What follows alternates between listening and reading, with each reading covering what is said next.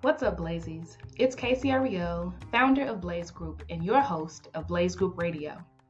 I will be talking about the intersections of Black womanhood, entrepreneurship, news on the culture, and healing as we climb.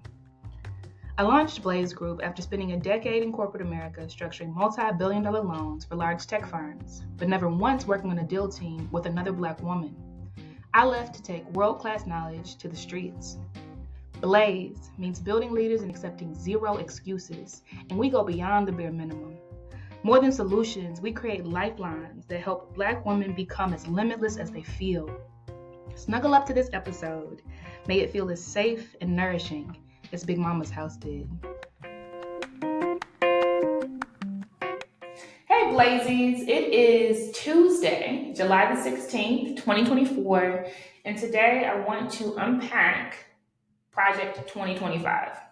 So more and more people are hearing about Project 2025. Taraji P. Henson, during the BET Awards, she got on the mic and talked about the importance of understanding and reading about Project 2025 and taking the election very seriously. We are 111 days away from the general election in the United States, 111.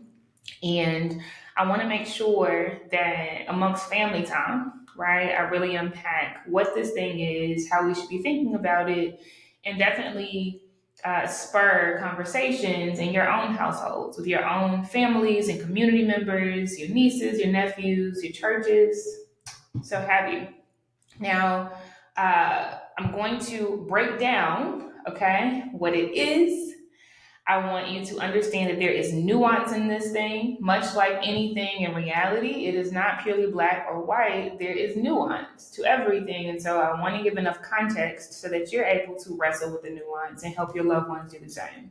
So let's start here. Donald Trump started his first presidential term in 2016, right? And when he went into office, he did not have a big concrete plan about how to govern, right? And so as he is up for re-election against Joe Biden, there's an activist group called the Heritage Foundation that has essentially worked to come up with this plan that is an off-the-shelf solution of policies, et cetera, for Trump to pull on, or any Republican president should they go into office. Now, I will say, every 4 years, there are these conservative groups that come together to outline policies for the next Republican presidential candidate, right? To kind of study, speak on, and then implement should they make it into office. So this idea around putting together a plan by this conservative group called the Heritage Foundation is not new. Okay, there are actually over 100 different groups. There are hundreds of groups, actually, like a couple hundred groups that come together to proactively put these plans and blueprints in place, right, for 4-year presidential terms. What's different this time, though, is this level of scale that this plan has. Okay, the difference this time is scale. So Heritage Foundation is actually organized over 100 different groups, conservative groups that would typically kind of do their things in silos together to put together a 922-page plan that is called Project 2025. And the intention is that starting in January 2025, a presidential candidate has off-the-shelf verbiage for executive orders to put in place, has these plans for appointing officials, has plans for policies around diversity, equity, and inclusion awards, and the Department of Education, and so having immigration, etc. This is a 922-page document, okay, that has pulled together a lot of co-authors to really be the off-the-shelf solution that Trump implements. Okay, so hopefully that is helpful. I also want to note that this plan came out a little over a year ago because, as I mentioned, right, every 4 years you have these conservative groups that do come together, right, to organize these plans to guide the next presidential um, elected official. Okay, over a year ago, the Heritage Foundation held this summit. Okay. And at this summit is where they revealed Project 2025. So if you have not heard of this 2 years ago or 3 years ago, you are not late. Okay. The whole purpose of us having this conversation is making sure that this information is timely, right? That you can stay at pace with these evolutions as they're happening and you have discussions with your people so that you can mobilize action. Okay. And at this summit, they revealed Project 2025, and they noted that the intention is that the president is ready in January 2025 to mobilize action. Because again, when Trump entered office in 2016, he wasn't really ready for the plan, right? So this time you have a very lengthy attempt, okay, to give him, spoon feed him the plan. And at this summit, the president actually stated that they want to weaponize a conservative army, right? Like this time they want the action to be very, very aggressive to reshape the country.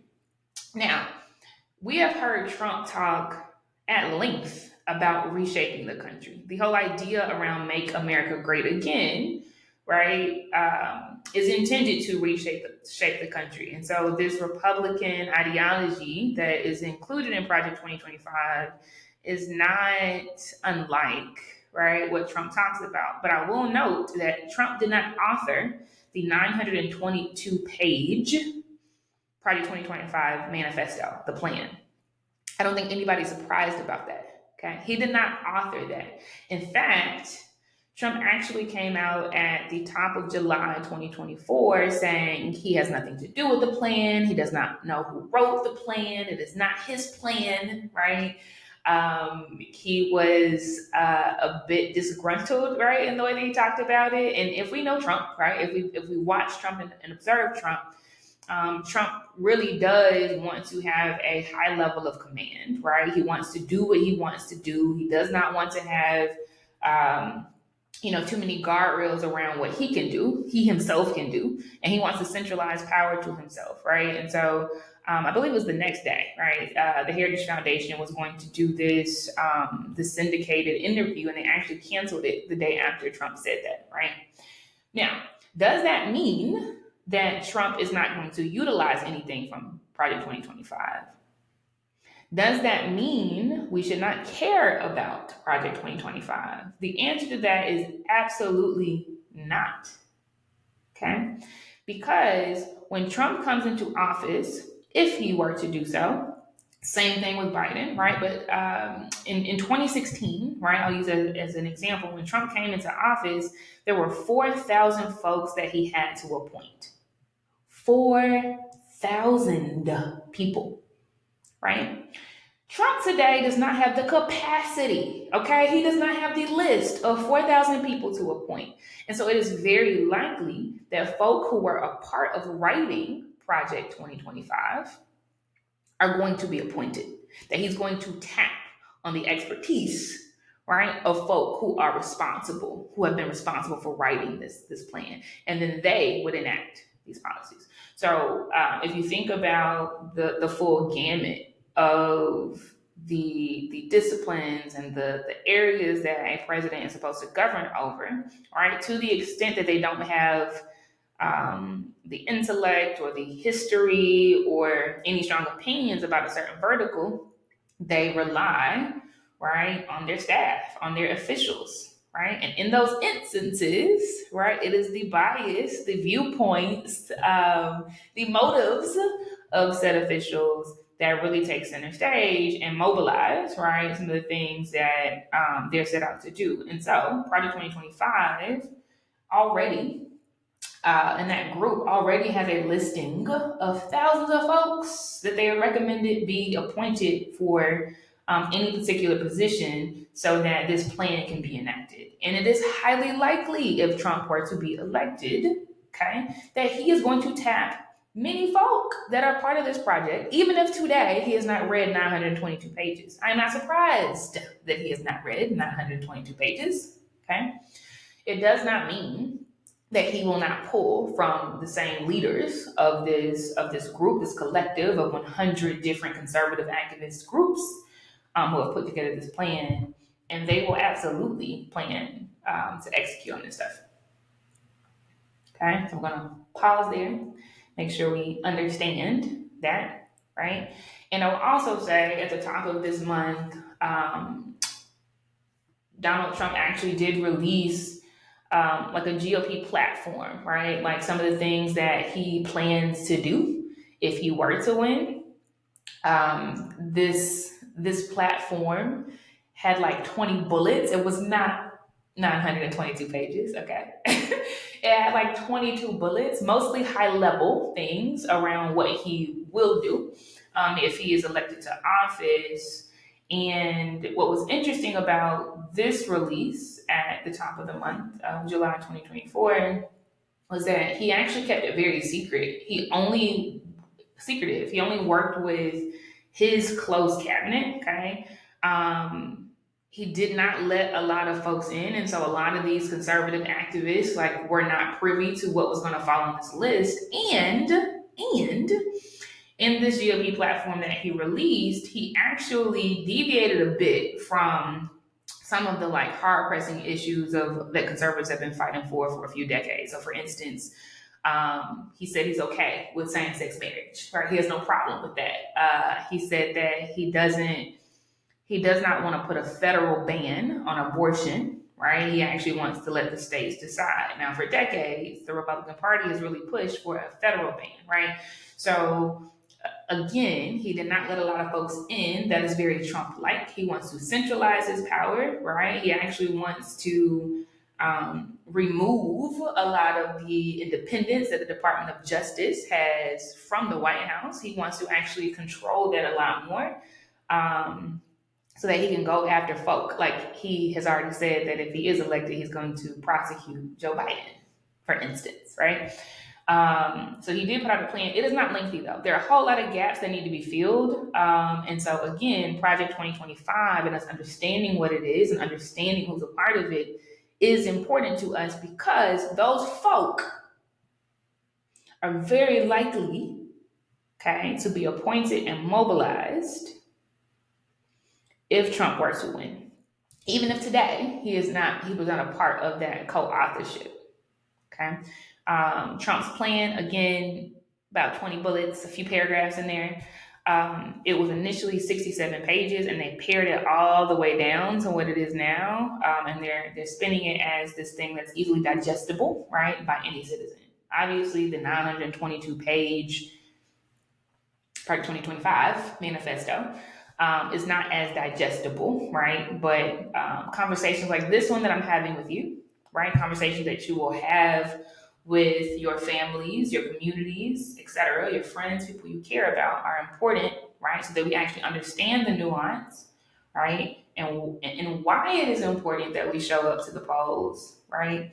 And make our voices heard through our vote, right? So a few things that are inside of this plan, right? And again, it is a plan. It was written by a conservative group called the Heritage Foundation.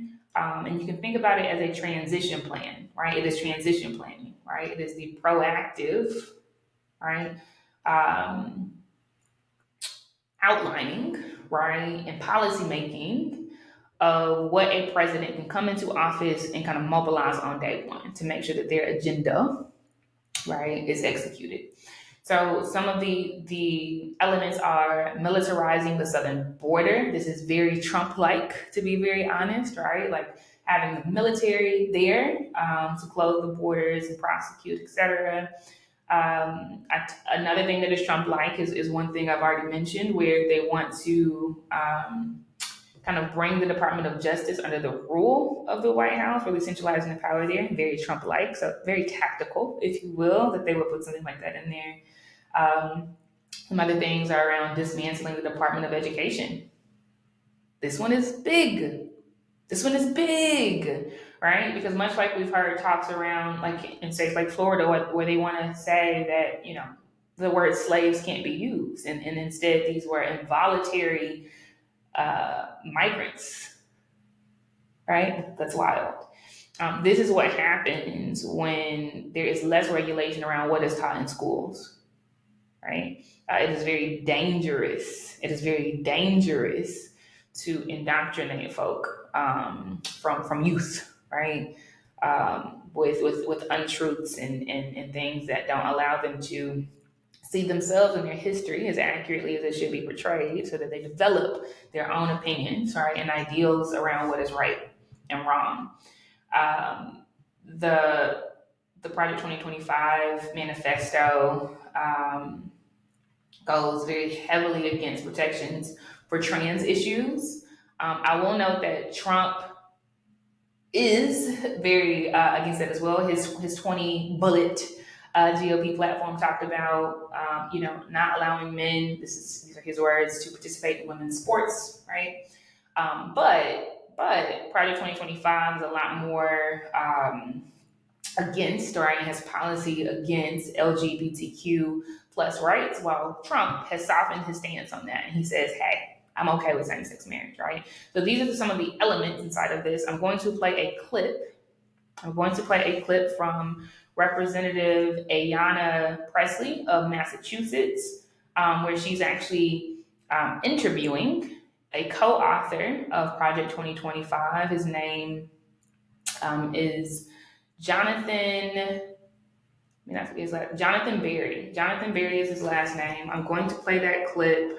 I don't know if I'll let the full thing play, but just so you can kind of hear some of the things that she is articulating, as well as his responses to some of the things that he's articulating. Big ups to Representative Ayanna Pressley. She's been in her position since 2019, and she's been doing a lot of activism work and good stuff. Let me play that for you right now. Mr. Berry, Chapter 18 of the Project 2025 manifesto is about the Department of Labor, and you are the author of that chapter, correct? Lead author, yes. There's others too. Yes, you are. I believe the American public should know exactly how you and the Republican majority that invited you to testify today want to sabotage the EEOC, rewrite the Civil Rights Act of 1964, and push all of us back to an era of Jim Crow racism. I'm shocked that my colleague across the aisle was in disbelief at our characterizations and assertions of racism and discrimination, when even former House Speaker Kevin McCarthy said the Republican side of the aisle looked like the most restrictive country club in America. We all know that Make America Great Again is about making America white only again. Thank you to our witnesses for being here today. Although the subject matter of today's hearing is to be expected, it certainly makes it no less offensive or frightening. My Republican colleagues very often like to quote Dr. King, I don't know, maybe for some faux civil rights credibility or to pervert his words to suit your extremist needs, while working actively to undermine his legislative legacy. On the first page of Chapter 18, Project 2025 complains about how the Biden administration has been fighting for racial equity. On the next page, it calls for eliminating data collection on race and ethnicity in employment. On the page after that, it calls for rescinding an executive order signed in 1965 that prohibits discrimination in hiring by contractors. Mr. Berry, do these terrible ideas sound familiar? They're great ideas. These terrible ideas sound familiar? Of course they do. You came up with them. Mr. Berry, I find it shameful to advance a vision attacking the very policies and agencies that have helped Black Americans secure jobs, earn a living, and provide for our families. This Project 2025 plan is policy violence, plain and simple. Its authors have placed such a large target on the EEOC because of the incredible work the EEOC is doing today. Last year alone, the agency filed more than 27,000 charges of race-based discrimination.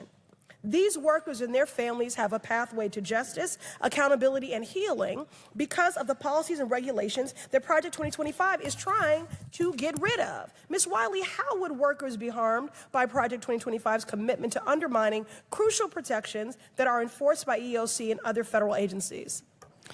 Well, essentially, it guts the ability to both be able to have the rights and have enforcement and protection of the rights that we already have, and we've been seeing improvements and advancements when we have been enforcing them. And I'm also deeply concerned with any suggestion that we should not be collecting data or that labor rights, the rights to organize, which has been so important for workers across race, including white men, to ensure that they're getting fair wages and safe working conditions. All of these are actually in that chapter, and they threaten our workplaces for people who are white, for people of color, for people of all backgrounds in this country. And I think that's why we all need to be concerned, because it really is about all of us. That's right. They threaten our workplaces for every person who calls this country home. EEOC offers essential protections that create workplaces where all of us can thrive, but Project 2025 aspires to be the realization of a decades-long crusade by Republicans to strip away this key pillar of the Civil Rights Act. As a founding member of the Stop Project 2025 Task Force, I look forward to showing and telling the American people exactly who you are, Mr. Berry, along with your extremist friends. I urge my colleagues to join me in building the inclusive world we know to be possible, one in which everyone... Is there something funny? No. I didn't think so. Nothing funny about this. And in honor of my departed mother and for my 15-year-old daughter, I will do everything possible to stop you from building the world that you were hell-bent on doing. I urge my colleagues to join me in building the inclusive world we know to be possible, one in which everyone can show up to work free from discrimination. Thank you. I yield back. Energy. So again, that was a clip. If you watch the video version of this, either on Spotify or YouTube, there are video versions of this podcast there. You can actually see the visual of that clip. But it's important that we understand this, right? And so the next question should be, what should we do? Okay, Casey. Okay, Blaze. I understand this a lot better, right? What can I do? Well, number one, right? It is important that you engage with Nuance Conversation with your folk, right? Because there are valid concerns of the people, right? On one side, you have people now concerned that we are looking at a Joe Biden who is too old, that he is not the version of Joe Biden that came in, right, years ago. But at the same time, he's a known candidate on the Democratic side, right? And folks are seeing it as too risky to put someone else in place that is less popular, right? And risk the chance of Trump winning as a result, right? So, it is important that we have these conversations inclusive of, right? What is at stake when you have something like Project 2025, right? If something were to happen to Biden, right, if he's incapacitated in any way, right, then we have a Kamala Harris that becomes the first Black woman president, right, of the United States, right? What then? Like, let's really think about and talk about these implications, much like the other side is organizing proactively every 4 years to do, so that we can find our peace, right, make our plans, right, and continue on this plate, right, to make sure that this is home for all people who stand on this soil. On the other side, you have a convicted felon who says that he wants to reshape America, right? Much like Project 2025 is outlined, though it is not his plan, it's very likely that some of its people would come into his conservative army, if you will, as has been stated.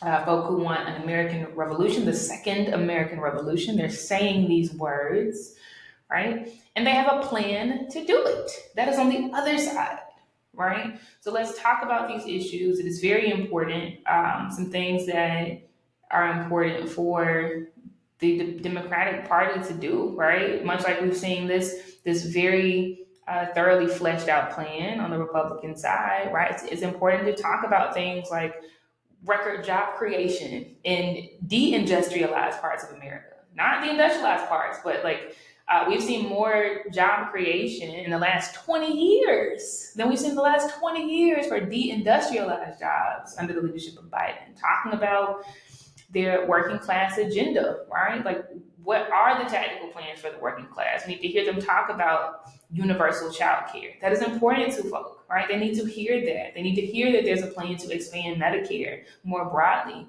They need to hear that there's a plan to actually increase Social Security, as we fearfully talk about in our communities how Social Security might not be there when my generation and those that come after me get older, right? We actually need to hear the tactics. When I was at the Essence Festival a few weekends ago now, I heard Maxine Waters talk about the impact that she made as being, the head of the finance committee, right? And how that second issuance of $60 billion was actually spearheaded by her and the folks in that cabinet, because the first time most of the money went to very big corporations because big banks prioritized those corporations and didn't make sure it trickled down to communities. And so the second batch of PPP funding community-based businesses, right? And she said we have to actually talk about this. We have to spell it out, right? And at that level, if they need to spell it out at our levels, right, we got to spell it out. Much like Big Mama did and our aunties and uncles when we would go around the living room fireplaces, right, and just listen to stories and hear about the things that they did during their heydays, right? We must talk about it. We must make it plain. We must say it over and over and over again, because telling some people to just go research it isn't enough. That is not practical for a lot of people, right? But we can use our ancestral gift, right, and tradition of oration, right, to have meaningful conversation. Again, 111 days away from the election, and so definitely stay abreast of what is going on. The Democratic National Convention happened on August 19th in Chicago. The Republican National Convention started in Milwaukee yesterday, Milwaukee, Wisconsin, so it's already happening. And then I'll lastly recommend a podcast that I think is a really good one. It's by a brother named Asteed Herndon. He works for the New York Times, but it's called Run Up Show, I believe. Let me look at make sure I'm saying that right. The Run Up podcast. It's a really good political podcast.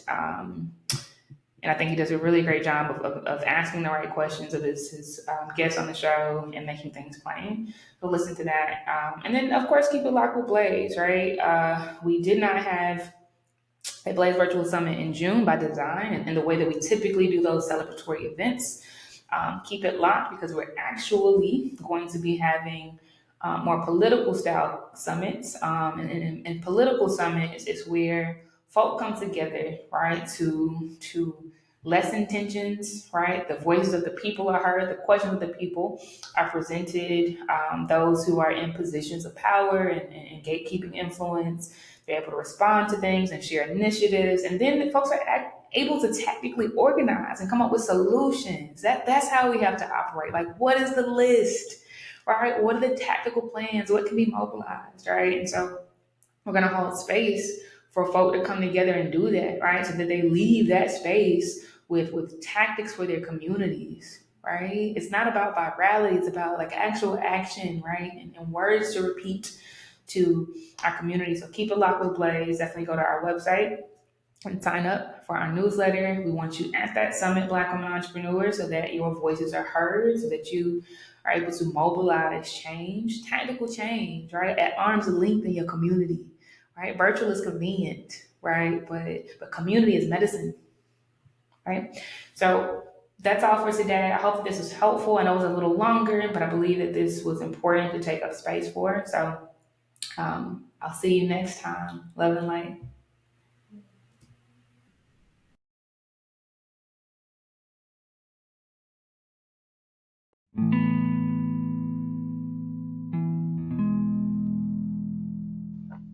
Thank you so much for tuning in to Blaze Group Radio. Remember, you have not yet met all of the people in your life who are going to love you.